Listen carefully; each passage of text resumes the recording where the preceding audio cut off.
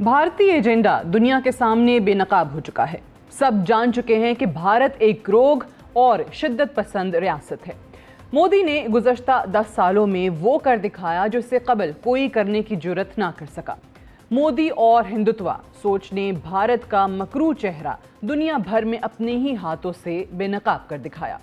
आज चाहे अमेरिका हो, कनाडा, ऑस्ट्रेलिया, इंग्लैंड या न्यूजीलैंड, सबके सब मोदी के भारत को जान चुके हैं।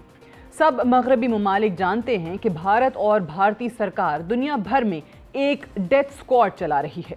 ऐसा नहीं है कि भारतीय इंटेलिजेंस आज़ादाना हैसियत में डेथ स्क्वाड चला रही हैं, बल्कि भारतीय सरकार की रजामंदी और मंजूरी के बाद सब कार्रवाइयों का आगाज किया जाता है।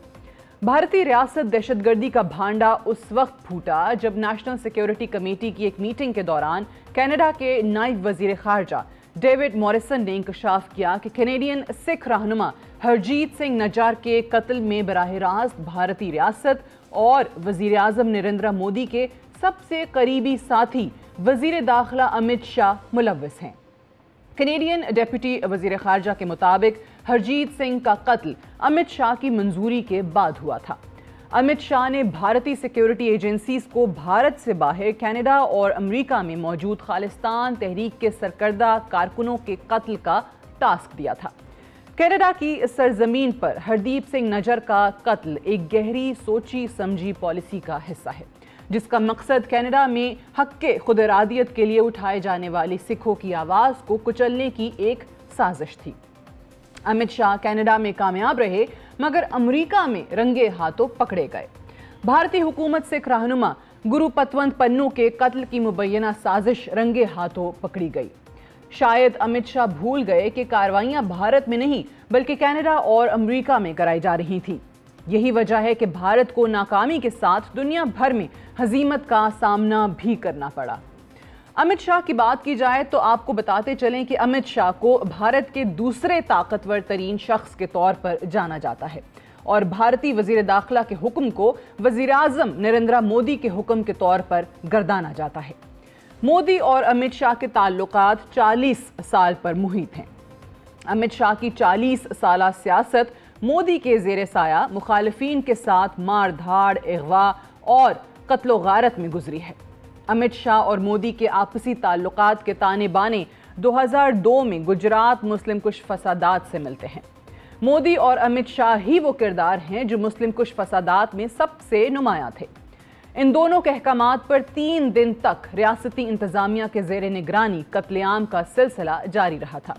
2002 में मुस्लिम कुश फसादात के दौरान नरेंद्र मोदी भारतीय रियासत गुजरात के वजीर आला थे और अमित शाह रियासत के वजीर दाखिला थे। सेंट्रल ब्यूरो ऑफ इंटेलिजेंस के रिकॉर्ड के मुताबिक अमित शाह गुजरात पुलिस के जरिए भत्ताखोरी, कत्ल और अगवा का रैकेट चला रहे थे। एक्स्ट्रा जुडिशल किलिंग्स में अमित शाह का राज चलता था।